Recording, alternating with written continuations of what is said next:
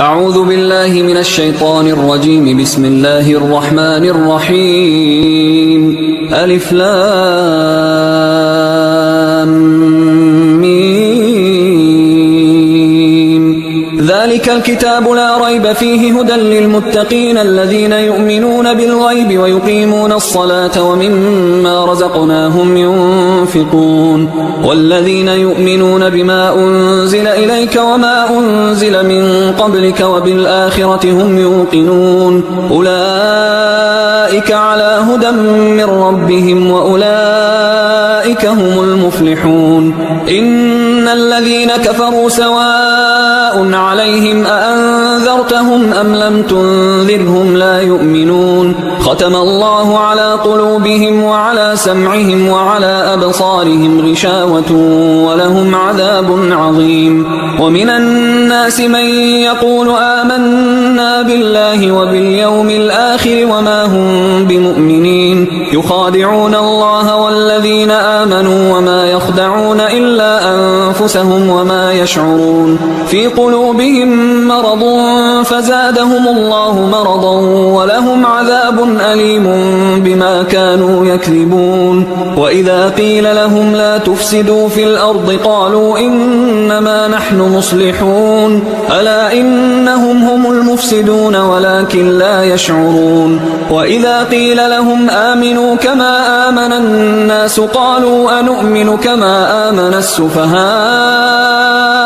ألا إنهم هم السفهاء ولكن لا يعلمون. وإذا لقوا الذين آمنوا قالوا آمنا وإذا خلوا إلى شياطينهم قالوا إنا معكم إنما نحن مستهزئون. الله يستهزئ بهم ويمدهم في طغيانهم يعمهون. أولئك الذين اشتروا الضلالة بالهدى فما ربحت تجارتهم وما كانوا مهتدين. مثلهم كمثل الذي استوقد نارا فلما أضاءت ما حوله ذهب الله بنورهم وتركهم في ظلمات لا يبصرون. صم بكم عمي فهم لا يرجعون. أو كصيب من السماء فيه ظلمات ورعد وبرق يجعلون أصابعهم في آذانهم من الصواعق حذر الموت والله محيط بالكافرين. يكاد البرق يخطف أبصارهم كلما أضاء لهم مشوا فيه وإذا أظلم عليهم قاموا ولو شاء الله لذهب بسمعهم وأبصارهم إن الله على كل شيء قدير. يا أيها الناس اعبدوا ربكم الذي خلقكم والذين من قبلكم لعلكم تتقون. الذي جعل لكم الأرض فراشا والسماء بناء وأنزل من السماء ماء فأخرج به من الثمرات رزقا لكم فلا تجعلوا لله أندادا وأنتم تعلمون. وإن كنتم في ريب مما نزلنا على عبدنا فأتوا بسورة من مثله وادعوا شهداءكم من دون الله إن كنتم صادقين. فإن لم تفعلوا ولن تفعلوا فاتقوا النار التي وقودها الناس والحجارة أعدت للكافرين. وبشر الذين آمنوا وعملوا الصالحات أن لهم جنات تجري من تحتها الأنهار كلما رزقوا منها من ثمرة رزقا قالوا هذا الذي رزقنا من قبل وأتوا به متشابها ولهم فيها أزواج مطهرة وهم فيها خالدون. إن الله لا يستحيي أن يضرب مثلا ما بعوضة فما فوقها فأما الذين آمنوا فيعلمون أنه الحق من ربهم وأما الذين كفروا فيقولون ماذا أراد الله بهذا مثلا يضل به كثيرا ويهدي به كثيرا وما يضل به إلا الفاسقين الذين ينقضون عهد الله من بعد ميثاقه ويقطعون ما أمر الله به أن يوصل ويفسدون في الأرض أولئك هم الخاسرون كيف تكفرون بالله وكنتم أمواتا فأحياكم ثم يميتكم ثم يحييكم ثم إليه ترجعون هو الذي خلق لكم ما في الأرض جميعا ثم استوى إلى السماء فسواهن 7 سماوات وهو بكل شيء عليم وإذ قال ربك للملائكة إني جاعل في الأرض خليفة قالوا أتجعل فيها من يفسد فيها ويسفك الدماء ونحن نسبح بحمدك ونقدس لك قال إني أعلم ما لا تعلمون وعلم آدم الأسماء كلها ثم عرضهم على الملائكة فقال أنبئوني بأسماء هؤلاء إن كنتم صادقين قالوا سبحانك لا علم لنا إلا ما علمتنا إنك أنت العليم الحكيم قال يا آدم أنبئهم بأسمائهم فلما أنبأهم بأسمائهم قال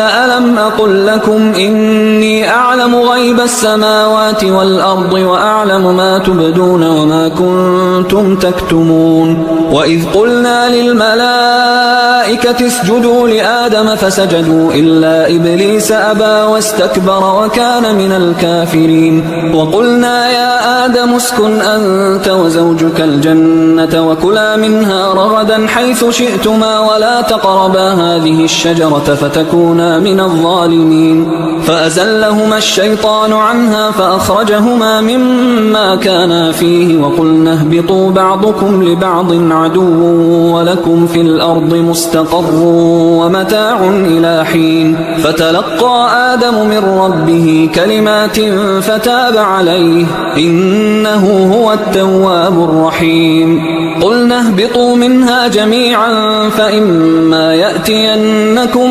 مني هدى فمن تبع هداي فلا خوف عليهم ولا هم يحزنون والذين كفروا وكذبوا بآياتنا أولئك أصحاب النار هم فيها خالدون يا بني إسرائيل اذكروا نعمتي التي أنعمت عليكم وأوفوا بعهدي أوف بعهدكم وإياي فارهبون وآمنوا بما أنزلت مصدقا لما معكم ولا تكونوا أول كافر به ولا تشتروا بآياتي ثمنا قليلا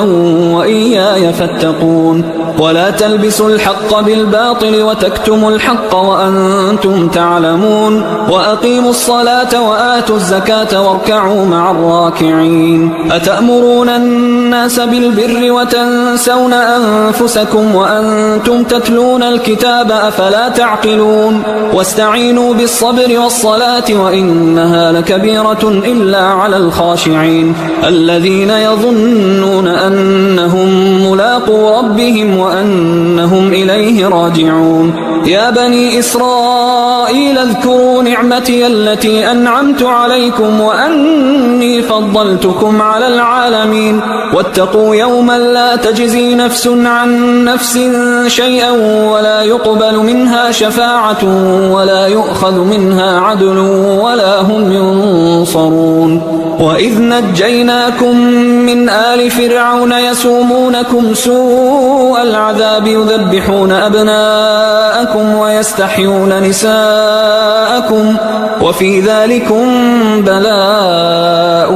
من ربكم عظيم وإذ فرقنا بكم البحر فأنجيناكم وأغرقنا آل فرعون وأنتم تنظرون وإذ واعدنا موسى 40 ليلة ثم اتخذتم العجل من بعده وأنتم ظالمون ثم عفونا عنكم من بعد ذلك لعلكم تشكرون وإذ آتينا موسى الكتاب والفرقان لعلكم تهتدون وإذ قال موسى لقومه يا قوم إنكم ظلمتم أنفسكم باتخاذكم العجل فتوبوا إلى بارئكم فاقتلوا أنفسكم ذلكم خير لكم عند بارئكم فتاب عليكم إنه هو التواب الرحيم وإذ قلتم يا موسى لن نؤمن لك حتى نرى الله جهرة فأخذتكم الصاعقة وأنتم تنظرون ثم بعثناكم من بعد موتكم لعلكم تشكرون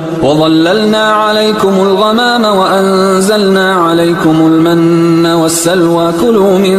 طيبات ما رزقناكم وما ظلمونا ولكن كانوا أنفسهم يظلمون وإذ قلنا ادخلوا هذه القرية فكلوا منها حيث شئتم رغدا وادخلوا الباب سجدا وقولوا حطة نغفر لكم خطاياكم وسنزيد المحسنين فبدل الذين ظلموا قولا غير الذي قيل لهم فأنزلنا على الذين ظلموا رجزا من السماء بما كانوا يفسقون وإذ استسقى موسى لقومه فقلنا اضرب بعصاك الحجر فانفجرت منه 12 عينا قد علم كل أناس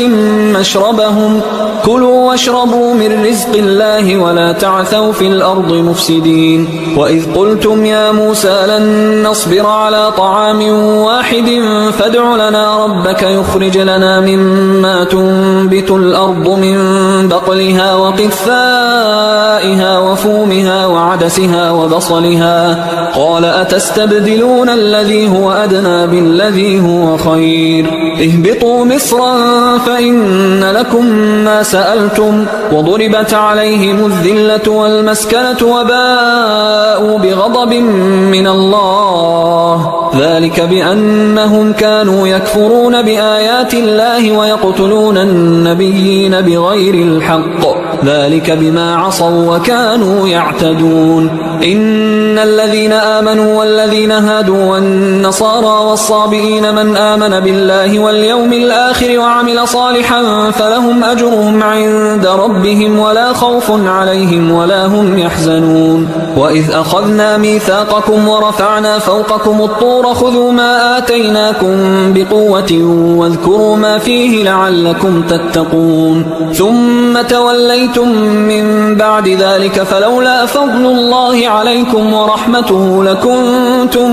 من الخاسرين ولقد علمتم الذين اعتدوا منكم في السبت فقلنا لهم كونوا قردة خاسئين فجعلناها نكالا لما بين يديها وما خلفها وموعظة للمتقين وإذ قال موسى لقومه إن الله يأمركم أن تذبحوا بقرة قالوا أتتخذنا هزوا قال أعوذ بالله أن أكون من الجاهلين قالوا ادع لنا ربك يبين لنا ما هي قال إنه يقول إنها بقرة لا فارض ولا بكر عوان بين ذلك فافعلوا ما تؤمرون قالوا ادع لنا ربك يبين لنا ما لونها قال إنه يقول إنها بقرة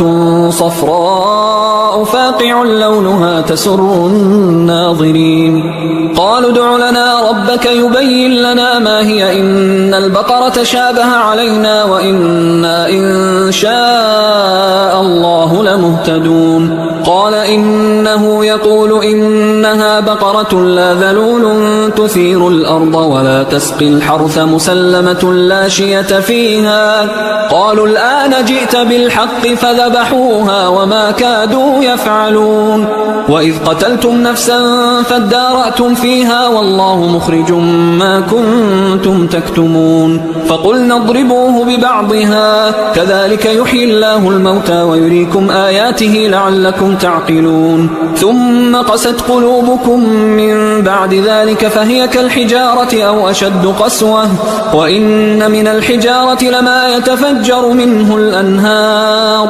وإن منها لما يشقق فيخرج منه الماء وإن منها لما يهبط من خشية الله وما الله بغافل عما تعملون أفتطمعون أن يؤمنوا لكم وقد كان فريق منهم يسمعون كلام الله ثم يحرفونه من بعد ما عقلوه وهم يعلمون وإذا لقوا الذين آمنوا قالوا آمنا وإذا خلا بعضهم إلى بعض قالوا أتحدثونهم بما فتح الله عليكم ليحاجوكم به عند ربكم أفلا تعقلون أولا يعلمون أن الله يعلم ما يسرون وما يعلنون ومنهم أميون لا يعلمون الكتاب إلا أماني وإنهم إلا يظنون فويل للذين يكتبون الكتاب بأيديهم ثم يقولون هذا من عند الله ليشتروا به ثمنا قليلا فويل لهم مما كتبت أيديهم وويل لهم مما يكسبون وقالوا لن تمسنا النار إلا أياما معدودة قل أتخذتم عند الله عهدا فلن يخلف الله عهده أم تقولون على الله ما لا تعلمون بلى من كسب سيئة وأحاطت به خطيئته فأولئك أصحاب النار هم فيها خالدون والذين آمنوا وعملوا الصالحات أولئك أصحاب الجنة هم فيها خالدون وإذ أخذنا ميثاق بني إسرائيل لا تعبدون إلا الله وبالوالدين إحسانا وذي القربى واليتامى والمساكين وقولوا للناس حسنا وأقيموا الصلاة وآتوا الزكاة ثم توليتم إلا قليلا منكم وأنتم معرضون وإذ أخذنا ميثاقكم لا تسفكون دماءكم ولا تخرجون أنفسكم من دياركم ثم أقررتم وأنتم تشهدون ثم أنتم هؤلاء تقتلون أنفسكم وتخرجون فريقا منكم من ديارهم تظاهرون عليهم بالإثم والعدوان وإن يأتوكم أسارى تفادوهم وهو محرم عليكم إخراجهم أفتؤمنون ببعض الكتاب وتكفرون ببعض فما جزاء من يفعل ذلك منكم إلا خزي في الحياة الدنيا ويوم القيامة يردون إلى أشد العذاب وما الله بغافل عما تعملون أولئك الذين اشتروا الحياة الدنيا بالآخرة فلا يخفف عنهم العذاب ولا هم ينصرون ولقد آتينا موسى الكتاب وقفينا من بعده بالرسل وآتينا عيسى ابن مريم البينات وأيدناه بروح القدس أفكلما جاءكم رسول بما لا تهوى أنفسكم استكبرتم ففريقا كذبتم وفريقا تقتلون وقالوا قلوبنا غلف بل لعنهم الله بكفرهم فقليلا ما يؤمنون ولما جاءهم كتاب من عند الله مصدق لما معهم وكانوا من قبل يستفتحون على الذين كفروا فلما جاءهم ما عرفوا كفروا به فلعنة الله على الكافرين بئس ما اشتروا به أنفسهم أن يكفروا بما أنزل الله بغيا أن ينزل الله من فضله على من يشاء من عباده فباءوا بغضب على غضب وللكافرين عذاب مهين وإذا قيل لهم آمنوا بما أنزل الله قالوا نؤمن بما أنزل علينا ويكفرون بما وراءه وهو الحق مصدقا لما معهم قل فلم تقتلون أنبياء الله من قبل إن كنتم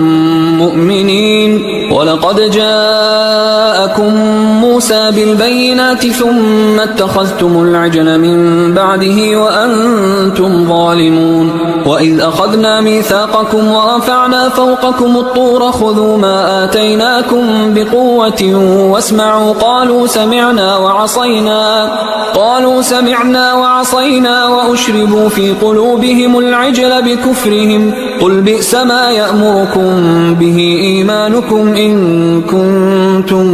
مؤمنين قل إن كانت لكم الدار الآخرة عند الله خالصة من دون الناس فتمنوا الموت إن كنتم صادقين ولن يتمنوه أبدا بما قدمت أيديهم والله عليم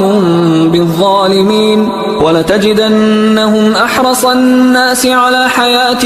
ومن الذين أشركوا يود أحدهم لو يعمر 1000 سنة وما هو بمزحزحه من العذاب أن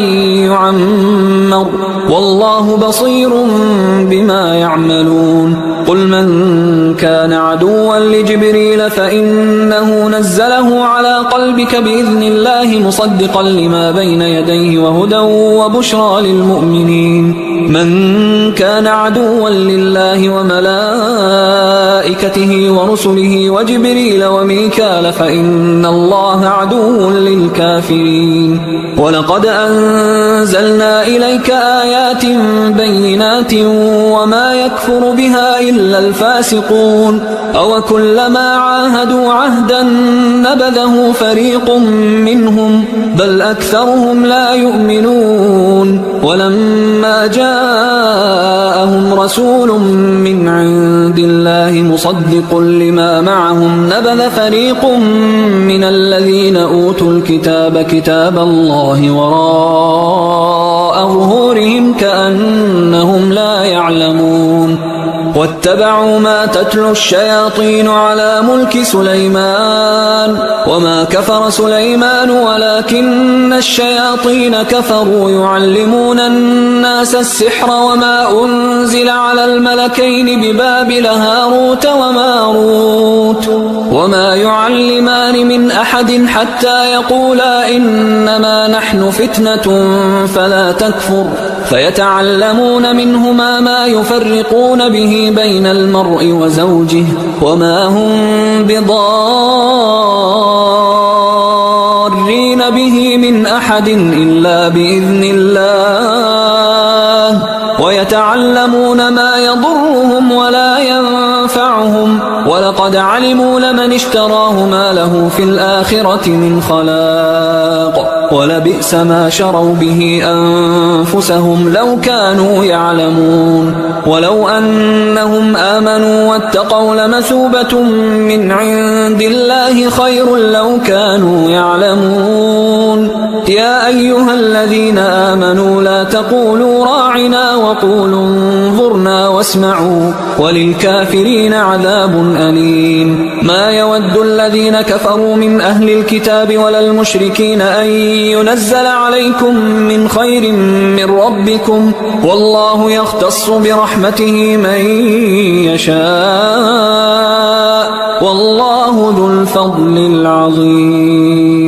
ما ننسخ من آية أو ننسها نأت بخير منها أو مثلها ألم تعلم أن الله على كل شيء قدير ألم تعلم أن الله له ملك السماوات والأرض وما لكم من دون الله من ولي ولا نصير أم تريدون أن تسألوا رسولكم كما سئل موسى من قبل ومن يتبدل الكفر بالإيمان فقد ضل سواء السبيل ود كثير من أهل الكتاب لو يردونكم من بعد إيمانكم كفارا حسدا من عند أنفسهم من بعد ما تبين لهم الحق فاعفوا واصفحوا حتى يأتي الله بأمره إن الله على كل شيء قدير وأقيموا الصلاة وآتوا الزكاة وما تقدموا لأنفسكم من خير تجدوه عند الله إن الله بما تعملون بصير وقالوا لن يدخل الجنة إلا من كان هودا أو نصارى تلك أمانيهم قل هاتوا برهانكم إن كنتم صادقين بلى من أسلم وجهه لله وهو محسن فله أجره عند ربه ولا خوف عليهم ولا هم يحزنون وقالت اليهود ليست النصارى على شيء وقالت النصارى ليست اليهود على شيء وهم يتلون الكتاب كذلك قال الذين لا يعلمون مثل قولهم فالله يحكم بينهم يوم القيامة فيما كانوا فيه يختلفون ومن أظلم ممن منع مساجد الله أن يذكر فيها اسمه وسعى في خرابها أولئك ما كان لهم أن يدخلوها إلا خائفين لهم في الدنيا خزي ولهم في الآخرة عذاب عظيم ولله المشرق والمغرب فأينما تولوا فثم وجه الله إن الله واسع عليم وقالوا اتخذ الله ولدا سبحانه بل له ما في السماوات والأرض كل له قانتون بديع السماوات والأرض وإذا قضى أمرا فإنما يقول له كن فيكون وقال الذين لا يعلمون لولا يكلمنا الله أو تأتينا آية كذلك قال الذين من قبلهم مثل قولهم تشابهت قلوبهم قد بينا الآيات لقوم يوقنون إنا أرسلناك بالحق بشيرا ونذيرا ولا تسأل عن أصحاب الجحيم ولن ترضى عنك اليهود ولا النصارى حتى تتبع ملتهم قل إن هدى الله هو الهدى ولئن اتبعت أهواءهم بعد الذي جاءك من العلم ما لك من الله من ولي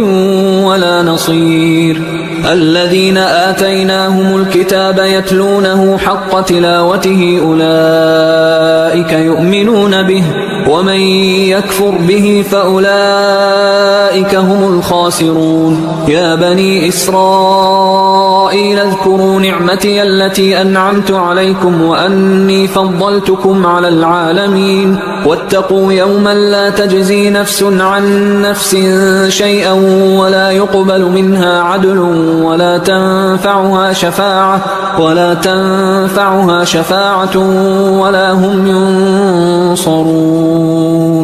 وإذ ابتلى إبراهيم ربه بكلمات فأتمهن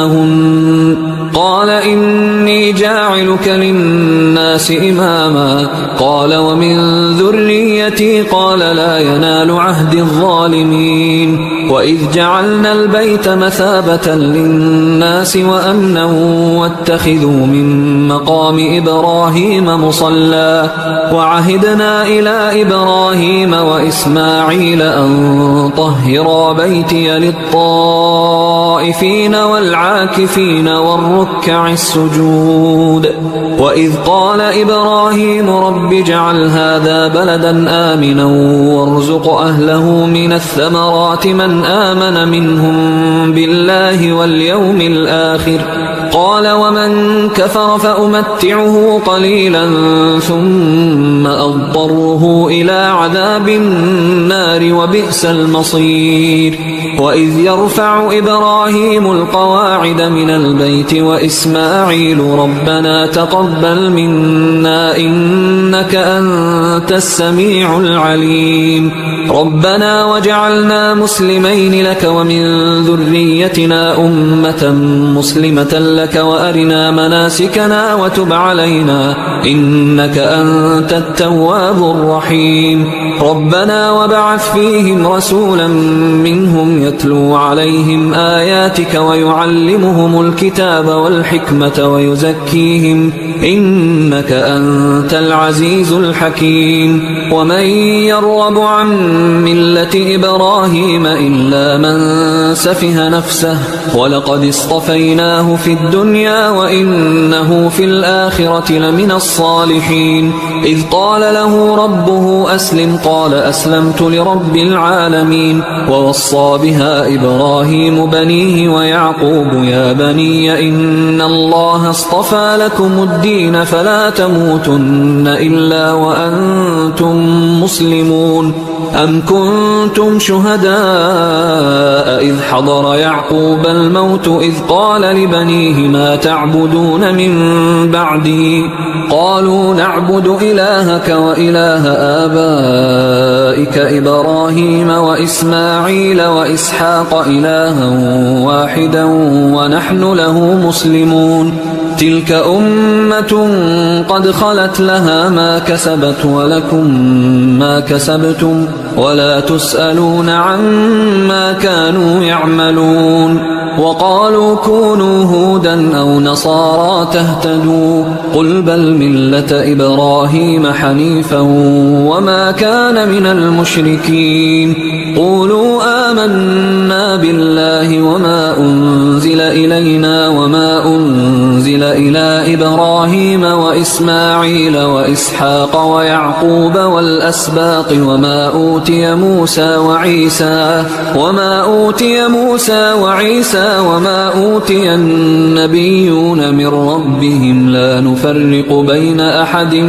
منهم ونحن له مسلمون فإن آمنوا بمثل ما آمنتم به فقد اهتدوا وإن تولوا فإنما هم في شقاق فسيكفيكهم الله وهو السميع العليم صبغة الله ومن أحسن من الله صبغة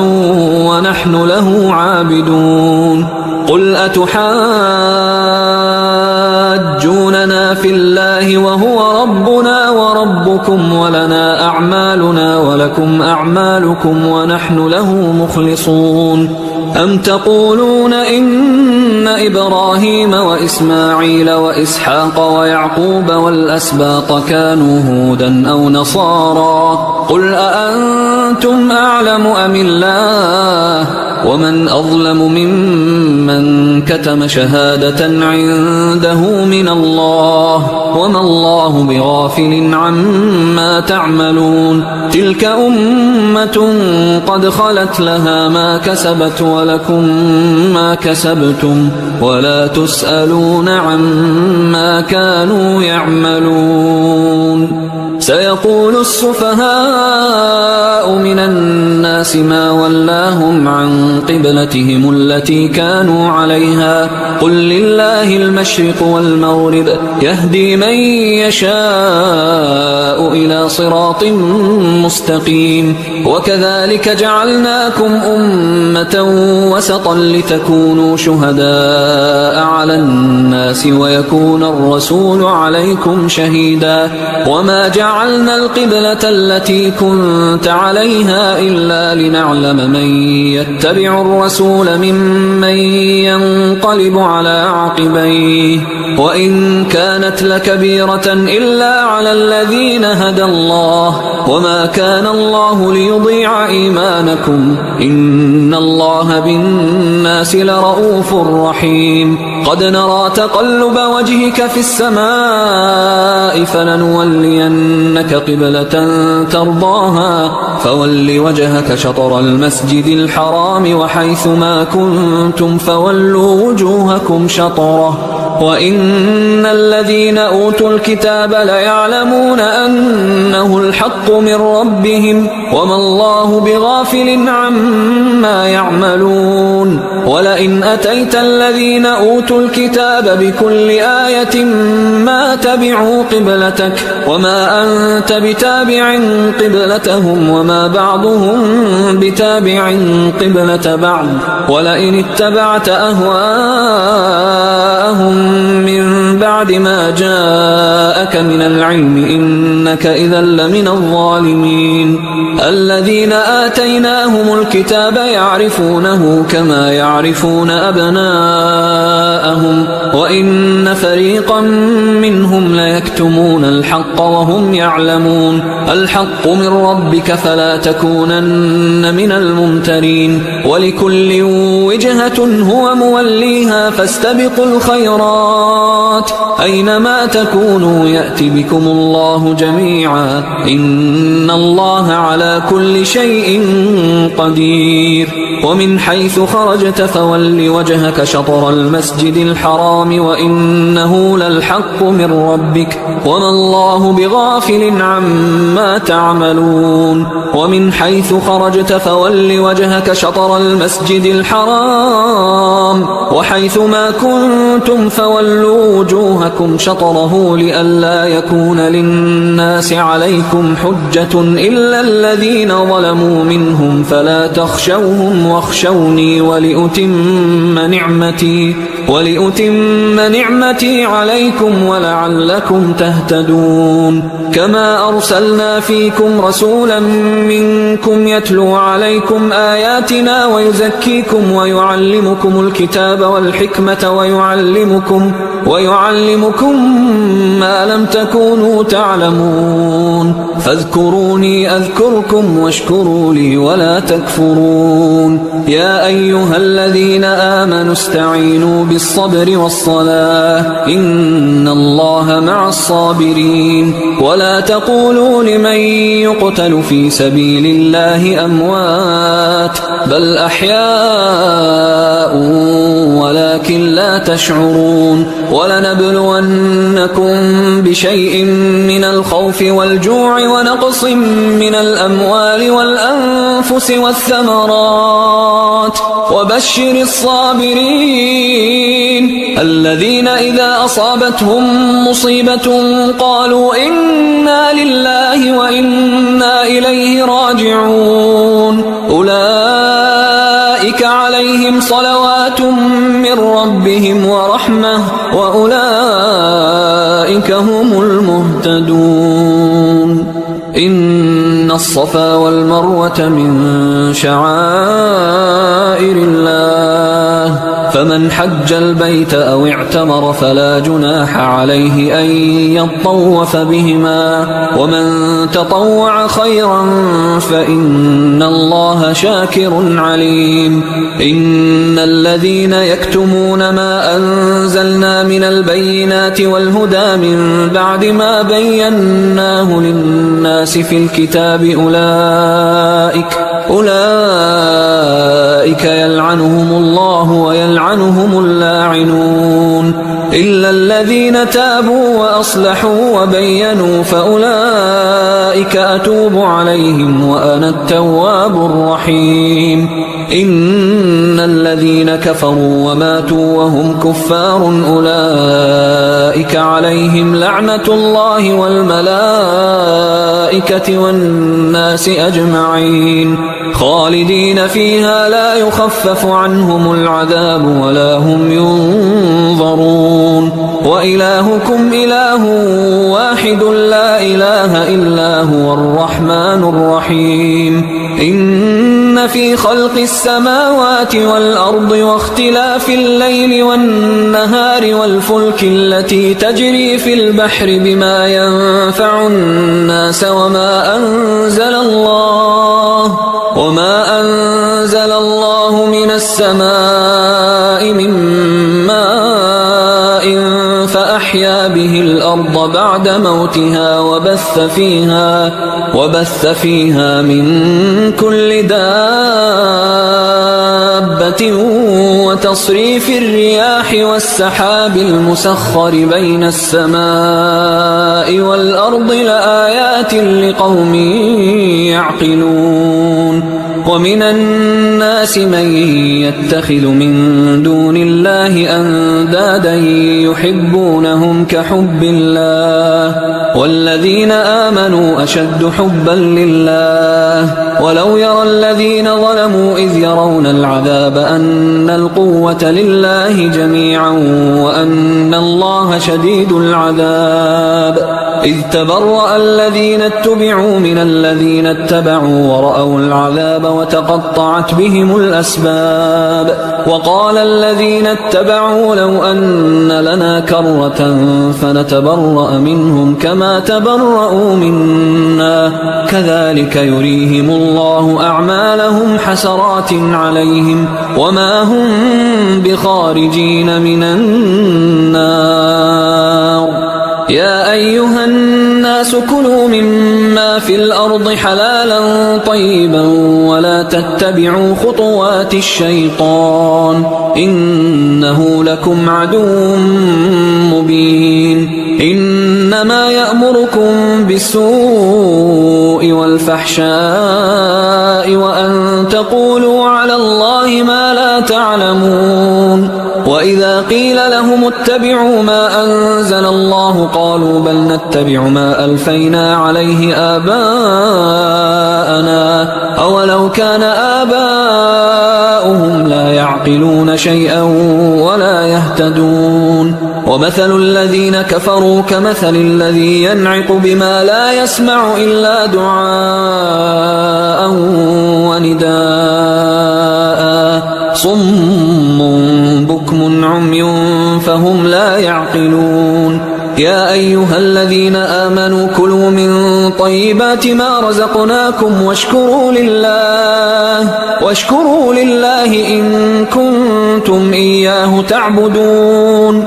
إنما حرم عليكم الميتة والدم ولحم الخنزير وما أهل به لغير الله فمن اضطر غير باغ ولا عاد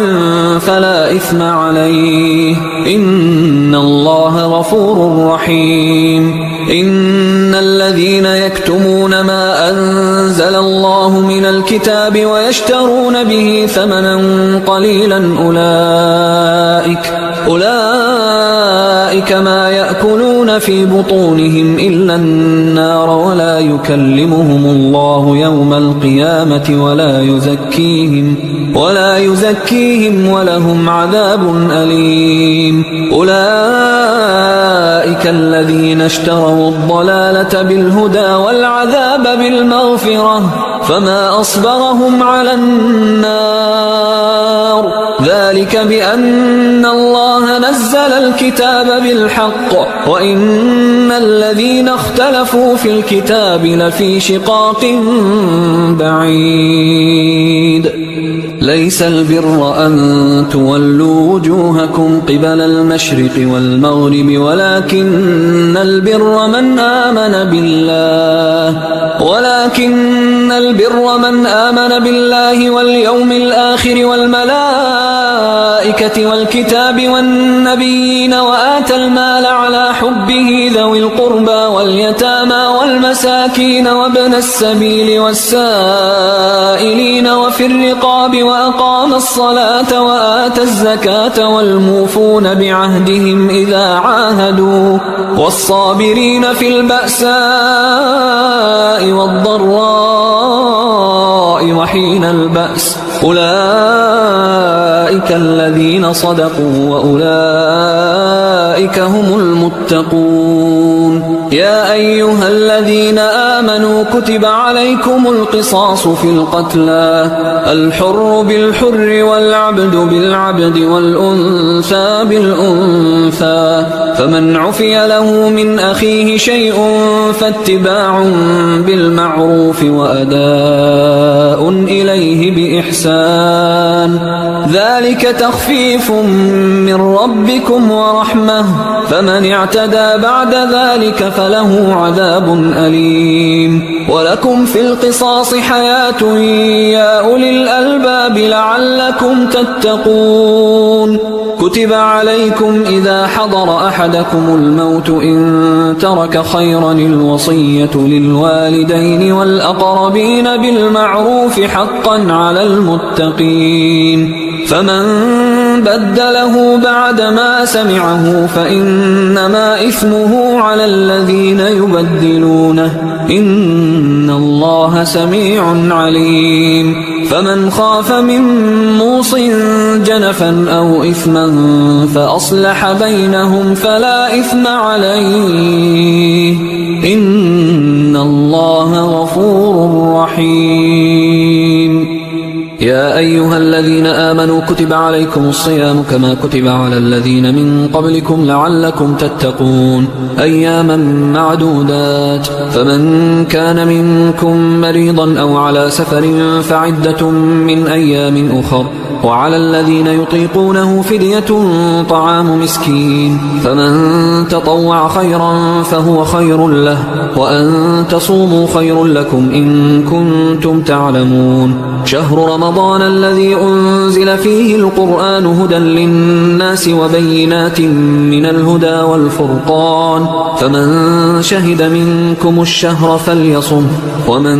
كان مريضا أو على سفر فعدة من أيام أخر يريد الله بكم اليسر ولا يريد بكم العسر ولتكملوا العدة ولتكبروا الله على ما هداكم ولعلكم تشكرون وإذا سألك عبادي عني فإني قريب أجيب دعوة الداعي إذا دعان فليستجيبوا لي وليؤمنوا بي لعلهم يرشدون أحل لكم ليلة الصيام الرفث إلى نسائكم هن لباس لكم وأنتم لباس لهن علم الله أنكم كنتم تختانون أنفسكم فتاب عليكم وعفى عنكم فالآن باشروهن وابتغوا ما كتب الله لكم وكلوا واشربوا حتى يتبين لكم الخيط الأبيض من الخيط الأسود من الفجر ثم أتموا الصيام إلى الليل ولا تباشروهن وأنتم عاكفون في المساجد تلك حدود الله فلا تقربوها كذلك يبين الله آياته للناس لعلهم يتقون ولا تأكلوا أموالكم بينكم بالباطل وتدلوا بها إلى الحكام لتأكلوا فريقا من أموال الناس بالإثم وأنتم تعلمون يسألونك عن الأهلة قل هي مواقيت للناس والحج وليس البر بأن تأتوا البيوت من ظهورها ولكن البر من اتقى وأتوا البيوت من أبوابها واتقوا الله لعلكم تفلحون وقاتلوا في سبيل الله الذين يقاتلونكم ولا تعتدوا إن الله لا يحب المعتدين وقتلوهم حيث ثقفتموهم وأخرجوهم من حيث أخرجوكم والفتنة أشد من القتل ولا تقاتلوهم عند المسجد الحرام حتى يقاتلوكم فيه فإن قاتلوكم فاقتلوهم كذلك جزاء الكافرين فإن انتهوا فإن الله غفور رحيم وقاتلوهم حتى لا تكون فتنة ويكون الدين لله فإن انتهوا فلا عدوان إلا على الظالمين الشهر الحرام بالشهر الحرام والحرمات قصاص فمن اعتدى عليكم فاعتدوا عليه بمثل ما اعتدى عليكم واتقوا الله واعلموا أن الله مع المتقين وأنفقوا في سبيل الله ولا تلقوا بأيديكم إلى التهلكة وأحسنوا إن الله يحب المحسنين وأتموا الحج والعمرة لله فإن أحصرتم فما استيسر من الهدي ولا تحلقوا رؤوسكم حتى يبلغ الهدي محله فمن كان منكم مريضا أو به أذى من رأسه ففدية من صيام أو صدقة أو نسك فإذا أمنتم فمن تمتع بالعمرة إلى الحج فما استيسر من الهدي، فمن لم يجد فصيام 3 أيام في الحج و7 إذا رجعتم، تلك 10 كاملة، ذلك لمن لم يكن أهله حاضر المسجد الحرام. واتقوا الله واعلموا أن الله شديد العقاب. الحج أشهر معلومات، فمن فرض فيهن الحج فلا رفث ولا فسوق ولا جدال في الحج، وما تفعلوا من خير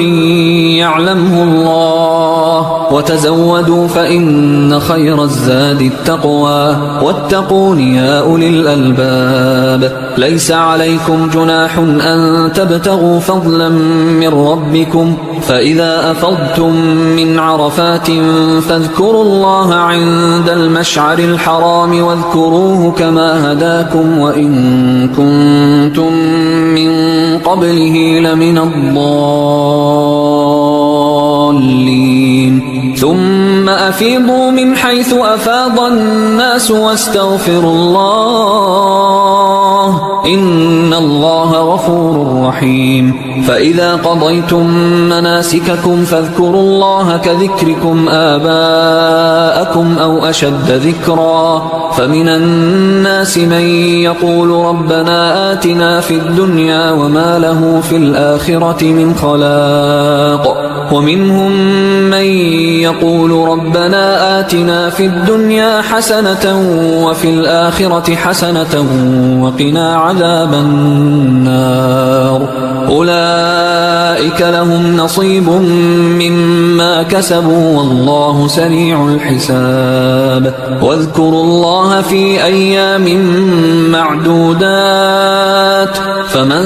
تعجل في يومين فلا إثم عليه ومن تأخر فلا إثم عليه لمن اتقى. واتقوا الله واعلموا أنكم إليه تحشرون. ومن الناس من يعجبك قوله في الحياة الدنيا ويشهد الله على ما في قلبه وهو ألد الخصام. وإذا تولى سعى في الأرض ليفسد فيها ويهلك الحرث والنسل، والله لا يحب الفساد. وإذا قيل له اتق الله أخذته العزة بالإثم، فحسبه جهنم ولبئس المهاد. ومن الناس من يشري نفسه ابتغاء مرضات الله، والله رؤوف بالعباد. يا أيها الذين آمنوا ادخلوا في السلم كافة ولا تتبعوا خطوات الشيطان، إنه لكم عدو مبين. فإن زللتم من بعد ما جاءتكم البينات فاعلموا أن الله عزيز حكيم. هل ينظرون إلا أن يأتيهم الله في ظلل من الغمام والملائكة وقضي الأمر وإلى الله ترجع الأمور. سل بني إسرائيل كم آتيناهم من آية بينة، ومن يبدل نعمة الله من بعد ما جاءته فإن الله شديد العقاب. زين للذين كفروا الحياة الدنيا ويسخرون من الذين آمنوا والذين اتقوا فوقهم يوم القيامة، والله يرزق من يشاء بغير حساب. كان الناس أمة واحدة فبعث الله النبيين مبشرين ومنذرين وأنزل معهم الكتاب بالحق ليحكم بين الناس فيما اختلفوا فيه، وما اختلف فيه إلا الذين أوتوه من بعد ما جاءتهم البينات بغيا بينهم، فهدى الله الذين آمنوا لما اختلفوا فيه من الحق بإذنه والله يهدي من يشاء إلى صراط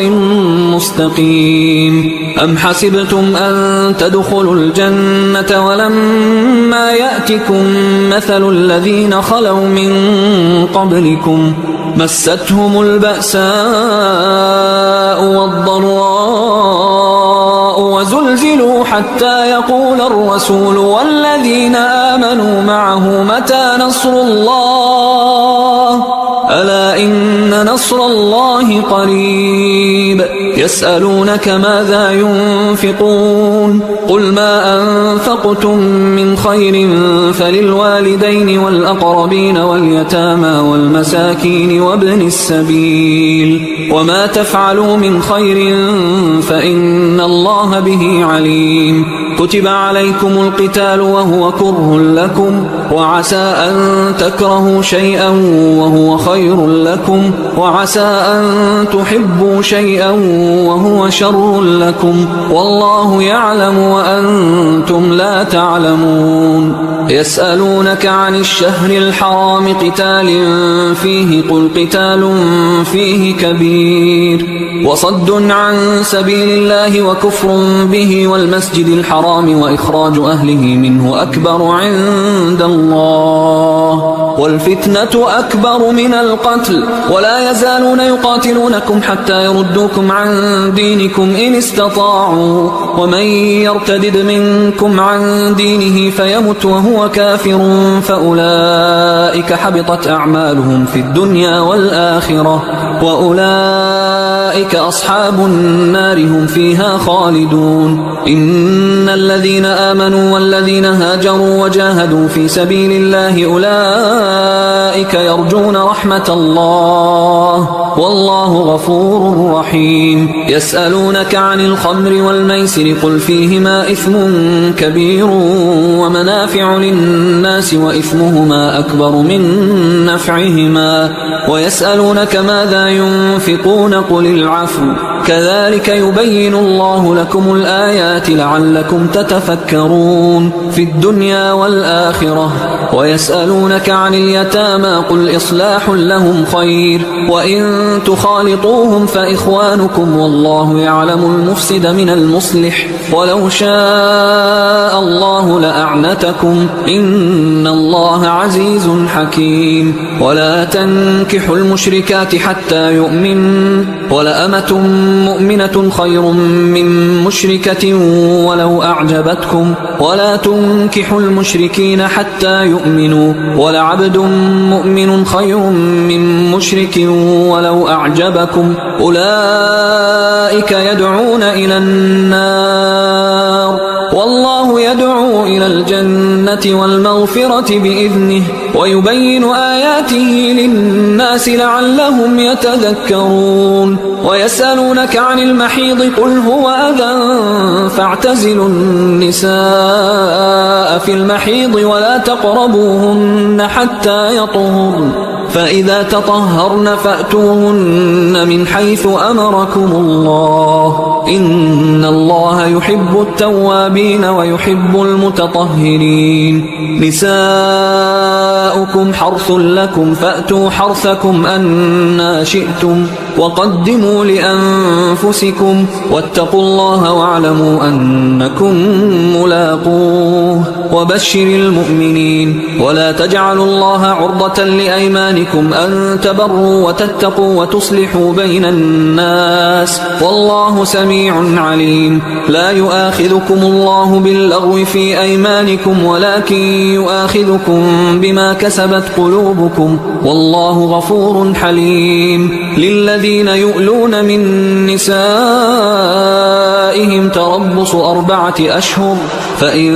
فاءوا فإن الله غفور رحيم وإن عزموا الطلاق فإن الله سميع عليم والمطلقات يتربصن بأنفسهن 3 قروء ولا يحل لهن أن يكتمن ما خلق الله في أرحامهن إن كن يؤمن بالله واليوم الآخر وبعولتهن أحق بردهن في ذلك إن أرادوا إصلاحا ولهن مثل الذي عليهن بالمعروف وللرجال عليهن درجة والله عزيز حكيم. الطلاق مرتان فإمساك بمعروف أو تسريح بإحسان ولا يحل لكم أن تأخذوا مما آتيتموهن شيئا إلا أن يخافا ألا يقيما حدود الله فإن خفتم ألا يقيما حدود الله فلا جناح عليهما فيما افتدت به تلك حدود الله فلا تعتدوها ومن يتعد حدود الله فأولئك هم الظالمون. فإن طلقها فلا تحل له من بعد حتى تنكح زوجا غيره فإن طلقها فلا جناح عليهما أن يتراجعا إن ظنا أن يقيما حدود الله وتلك حدود الله يبينها لقوم يعلمون. وإذا طلقتم النساء فبلغن أجلهن فأمسكوهن بمعروف أو سرحوهن بمعروف ولا تمسكوهن ضرارا لتعتدوا ومن يفعل ذلك فقد ظلم نفسه ولا تتخذوا آيات الله هزوا واذكروا نعمة الله عليكم وما أنزل عليكم من الكتاب والحكمة يعظكم به واتقوا الله واعلموا أن الله بكل شيء عليم. وإذا طلقتم النساء فبلغن أجلهن فلا تعضلوهن أن ينكحن أزواجهن إذا تراضوا بينهم بالمعروف ذلك يوعظ به من كان منكم يؤمن بالله واليوم الآخر ذلكم أزكى لكم وأطهر والله يعلم وأنتم لا تعلمون. والوالدات يرضعن أولادهن حولين كاملين لمن أراد أن يتم الرضاعة وعلى المولود له رزقهن وكسوتهن بالمعروف لا تكلف نفس إلا وسعها لا تضار والدة بولدها ولا مولود له بولده وعلى الوارث مثل ذلك فإن أرادا فصالا عن تراض منهما وتشاور فلا جناح عليهما. وإن أردتم أن تسترضعوا أولادكم فلا جناح عليكم إذا سلمتم ما آتيتم بالمعروف واتقوا الله واعلموا أن الله بما تعملون بصير. والذين يتوفون منكم ويذرون أزواجا يتربصن بأنفسهن 4 أشهر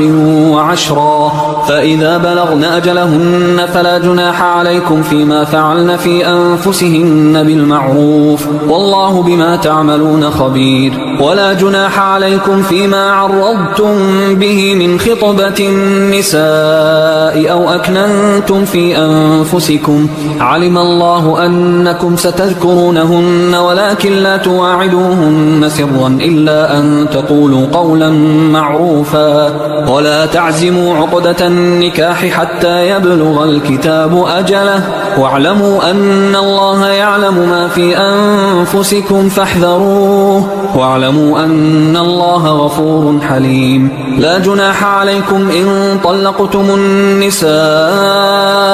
ما لم تمسوهن أو تفرضوا لهن فريضة ومتعوهن على الموسع قدره وعلى المقتر قدره متاعا بالمعروف حقا على المحسنين. وإن طلقتموهن من قبل أن تمسوهن وقد فرضتم لهن فريضة فنصف ما فرضتم إلا أن يعفون أو يعفو الذي بيده عقدة النكاح وأن تعفوا أقرب للتقوى ولا تنسوا الفضل بينكم إن الله بما تعملون بصير. حافظوا على الصلوات والصلاة الوسطى وقوموا لله قانتين فإن خفتم فرجالا أو ركبانا فإذا أمنتم فاذكروا الله كما علمكم ما لم تكونوا تعلمون والذين يتوفون منكم ويذرون أزواجا وصية لأزواجهم متاعا إلى الحول غير إخراج فإن خرجن فلا جناح عليكم فيما فعلن في أنفسهن من معروف والله عزيز حكيم وللمطلقات متاع بالمعروف حقا على المتقين كذلك يبين الله لكم آياته لعلكم تعقلون ألم تر إلى الذين خرجوا من ديارهم وهم ألوف حذر الموت فقال لهم الله موتوا ثم أحياهم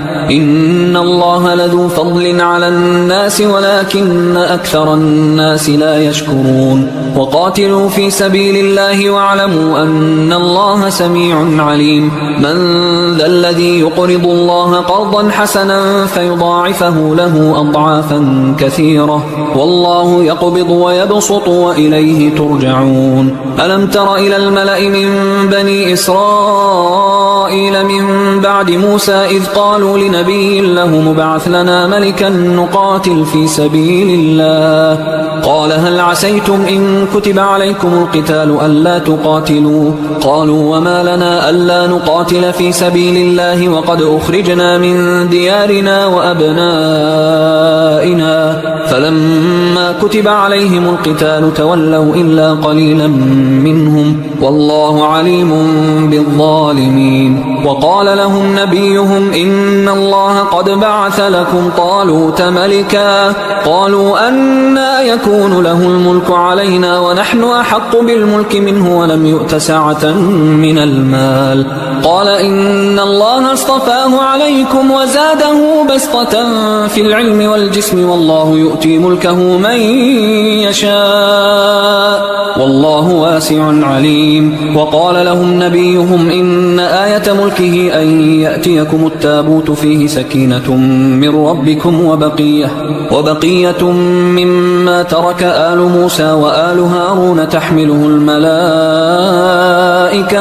إن في ذلك لآية لكم إن كنتم مؤمنين فلما فصل طالوت بالجنود قال إن الله مبتليكم بنهر فمن شرب منه فليس مني ومن لم يطعمه فإنه مني إلا من اغترف غرفة بيده فشربوا منه إلا قليلا منهم فلما جاوزه هو والذين آمنوا معه قالوا لا طاقة لنا اليوم بجالوت وجنوده قال الذين يظنون أنهم ملاقوا الله كم من فئة قليلة غلبت فئة كثيرة بإذن الله والله مع الصابرين ولما برزوا لجالوت وجنوده قالوا ربنا أفرغ علينا صبرا وثبت أقدامنا وانصرنا على القوم الكافرين فهزموهم بإذن الله وقتل داود جالوت وآتاه الله الملك والحكمة وعلمه مما يشاء ولولا دفع الله الناس بعضهم ببعض لفسدت الأرض ولكن الله ذو فضل على العالمين تلك آيات الله نتلوها عليك بالحق وإنك لمن المرسلين تلك الرسل فضلنا بعضهم على بعض منهم من كلم الله ورفع بعضهم درجات وآتينا عيسى ابن مريم البينات وأيدناه بروح القدس ولو شاء الله ما اقتتل الذين من بعدهم من بعد ما جاءتهم البينات ولكن اختلفوا فمنهم من آمن ومنهم من كفر ولو شاء الله ما اقتتلوا ولكن الله يفعل ما يريد يا أيها الذين آمنوا أنفقوا مما رزقناكم من قبل أن يأتي يوم لا بيع فيه ولا خلة ولا شفاعة والكافرون هم الظالمون الله لا إله إلا هو الحي القيوم لا تأخذه سنة ولا نوم له ما في السماوات وما في الأرض من ذا الذي يشفع عنده إلا بإذنه يعلم ما بين أيديهم وما خلفهم ولا يحيطون بشيء من علمه إلا بما شاء وسع كرسيه السماوات والأرض ولا يؤوده حفظهما وهو العلي العظيم لا إكراه في الدين قد تبين الرشد من الغي فمن يكفر بالطاغوت ويؤمن بالله فقد استمسك بالعروة الوثقى لا انفصام لها والله سميع عليم الله ولي الذين آمنوا يخرجهم من الظلمات إلى النور والذين كفروا أولياؤهم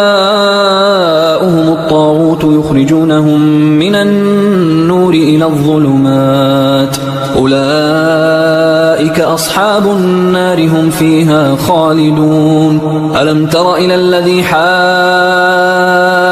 إبراهيم في ربه أن آتاه الله الملك إذ قال إبراهيم ربي الذي يحيي ويميت قال أنا أحيي وأميت قال إبراهيم فإن الله يأتي بالشمس من المشرق فأت بها من المغرب فبهت الذي كفر والله لا يهدي القوم الظالمين أو كالذي مر على قرية وهي خاوية على عروشها قال أنى يحيي هذه الله بعد موتها فأماته الله 100 عام ثم بعثه قال كم لبثت قال لبثت يوما أو بعض يوم قال بل لبثت 100 عام فانظر إلى طعامك وشرابك لم يتسنه وانظر إلى حمارك ولنجعلك آية للناس وانظر إلى العظام كيف ننشزها ثم نكسوها لحما فلما تبين له قال أعلم أن الله على كل شيء قدير وإذ قال إبراهيم رب أرني كيف تحيي الموتى قال أولم تؤمن قال بلى ولكن ليطمئن قلبي قال فخذ 4 من الطير فصرهن إليك ثم اجعل على كل جبل منهن جزءا ثم ادعهن يأتينك سعيا واعلم أن الله عزيز حكيم مثل الذين ينفقون أموالهم في سبيل الله كمثل حبة أنبتت 7 سنابل في كل سنبلة 100 حبة والله يضاعف لمن يشاء والله واسع عليم الذين ينفقون أموالهم في سبيل الله ثم لا يتبعون ما أنفقوا منا ولا أذى لهم أجرهم عند ربهم ولا خوف عليهم ولا هم يحزنون قول معروف ومغفرة خير من صدقة يتبعها أذى والله غني حليم يا أيها الذين آمنوا لا تبطلوا صدقاتكم بالمن والأذى كالذي ينفق ماله رئاء الناس ولا يؤمن بالله واليوم الآخر فمثله كمثل صفوان عليه تراب فأصابه وابل فتركه صلدا لا يقدرون على شيء مما كسبوا والله لا يهدي القوم الكافرين ومثل الذين ينفقون أموالهم ابتغاء مرضات الله وتثبيتا من أنفسهم كمثل جنة بربوة أصابها وابل فآتت أكلها ضعفين فإن لم يصبها وابل فطل والله بما تعملون بصير أيود أحدكم أن تكون له جنة من نخيل وأعناب تجري من تحتها الأنهار له فيها من كل الثمرات وأصابه الكبر وله ذرية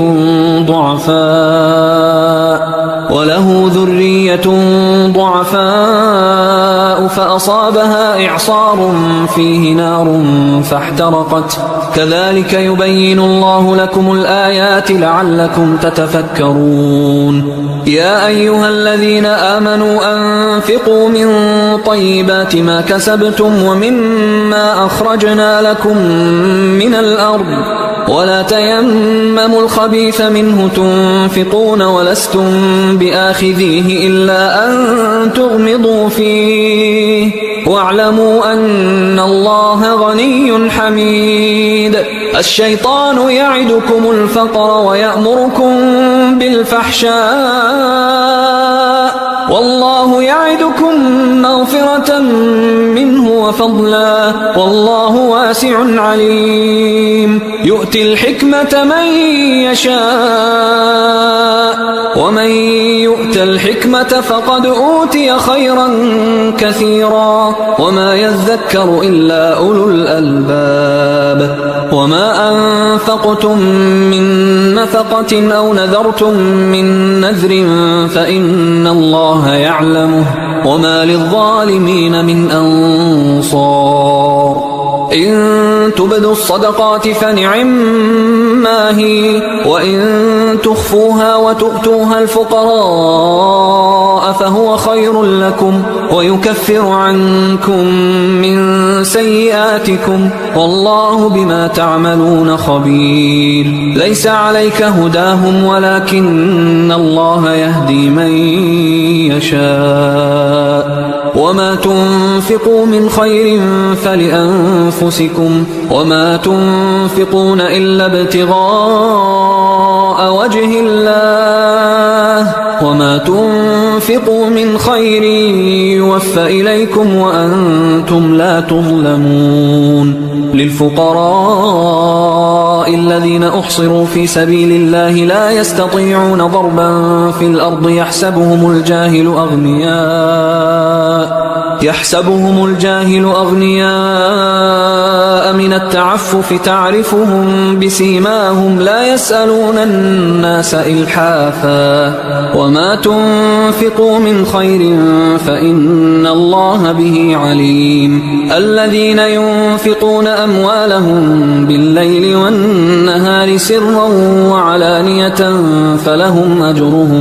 فلهم أجرهم عند ربهم ولا خوف عليهم ولا هم يحزنون. الذين يأكلون الربا لا يقومون إلا كما يقوم الذي يتخبطه الشيطان من المس ذلك بأنهم قالوا إنما البيع مثل الربا وأحل الله البيع وحرم الربا. فمن جاءه موعظة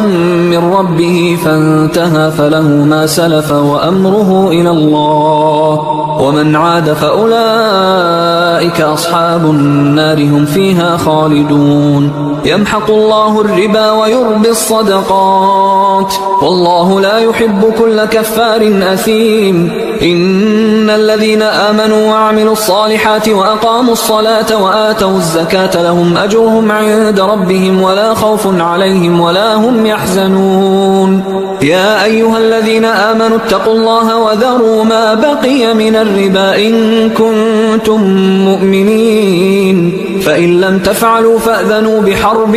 من الله ورسوله وإن تبتم فلكم رؤوس أموالكم لا تظلمون ولا تظلمون. وإن كان ذو عسرة فنظرة إلى ميسرة وأن تصدقوا خير لكم إن كنتم تعلمون. واتقوا يوما ترجعون فيه إلى الله ثم توفى كل نفس ما كسبت وهم لا يظلمون. يا أيها الذين آمنوا إذا تداينتم بدين إلى أجل مسمى فاكتبوه وليكتب بينكم كاتب بالعدل ولا يأب كاتب أن يكتب كما علمه الله فليكتب وليملل الذي عليه الحق وليتق الله ربه ولا يبخس منه شيئا فإن كان الذي عليه الحق سفيها أو ضعيفا أو لا يستطيع أن يمله فليملل وليه بالعدل واستشهدوا شهيدين من رجالكم فإن لم يكونا رجلين فرجل وامرأتان ممن ترضون من الشهداء أن تضل إحداهما فتذكر إحداهما الأخرى ولا يأبى الشهداء إذا ما دعوا ولا تسأموا أن تكتبوه صغيرا أو كبيرا إلى أجله ذلكم أقسط عند الله وأقوم للشهادة وأدنى أن لا ترتابوا إلا أن تكون تجارة حاضرة تديرونها بينكم فليس عليكم جناح ألا تكتبوها وأشهدوا إذا تبايعتم ولا يضار كاتب ولا شهيد وإن تفعلوا فإنه فسوق بكم واتقوا الله ويعلمكم الله والله بكل شيء عليم وإن كنتم على سفر ولم تجدوا كاتبا